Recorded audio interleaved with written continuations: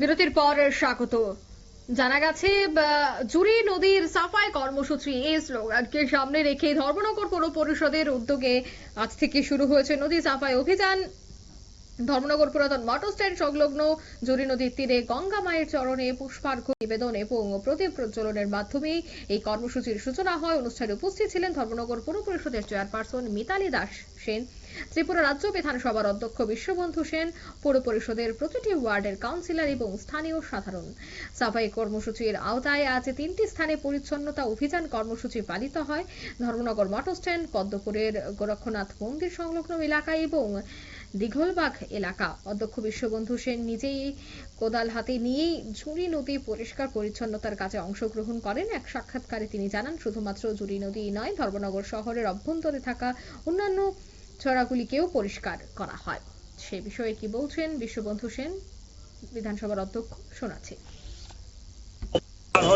মাসের মধ্যে শুরু হয়ে যাবে, তাই আমরা সকল নাগরিক মিলে পুরসভাকে যৌথভাবে নিয়ে একসঙ্গে জুড়ি নদীর সংস্কার শুরু করলাম।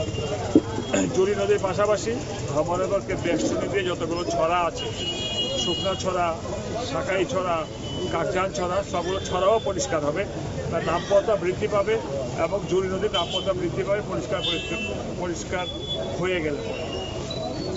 অতিবৃষ্টি যখনই হবে খুব দ্রুত জল নিষ্কাশিত হবে, ফ্লাড হওয়ার সম্ভাবনা অনেক কমে যাবে, যেটা গতবার ঈশ্বরের আশীর্বাদে আমার ধর্মনগরে ফ্লাড হয়নি, মানে জুড়ি নদীতে ফ্লাড হয়নি।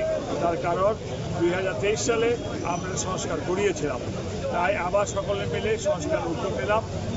আশা করি উদ্যোগের পরিপ্রেক্ষিতে নদীর নামপত্তা বাড়বে, আশপাশের যে চাপড়াগুলো জমেছে তা এখান থেকে তুলে নিয়ে অন্যত্র ফেলে দেওয়া হবে, নাগরিক সচেতনতা বৃদ্ধি পাচ্ছে। সব দিক দিয়ে ধর্মনগরের একটা শুভ বার্তা আজকে আমরা দিতে পারলাম, এই নদী সংস্কার, নদী পরিষ্কার। আপনারা শুনলেন তাদের বক্তব্য। জুড়ি নদীর সাফাই কর্মসূচির আজ সূচনা হয়েছে।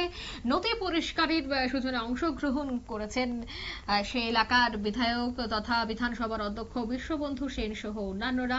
নদী পরিষ্কার সহ শহরবাসীকে যেন এই পরিষ্কার পরিচ্ছন্নতায় অংশগ্রহণ করা হয়, চারদিক যেন পরিষ্কার পরিচ্ছন্নতা রাখা হয়, সেই বিষয়টায় প্রত্যেককে এগিয়ে আসতে হবে, সেই দাবি বা সেই বার্তাই কিন্তু তিনি রাখলেন সংবাদ মাধ্যমের মুখোমুখি হয়ে রাজ্যবাসীর উদ্দেশ্যে। নিয়ে নিচ্ছে এই মুহূর্তে ছোট্ট একটি বিজ্ঞাপন বিরতি, সঙ্গে থাকুন।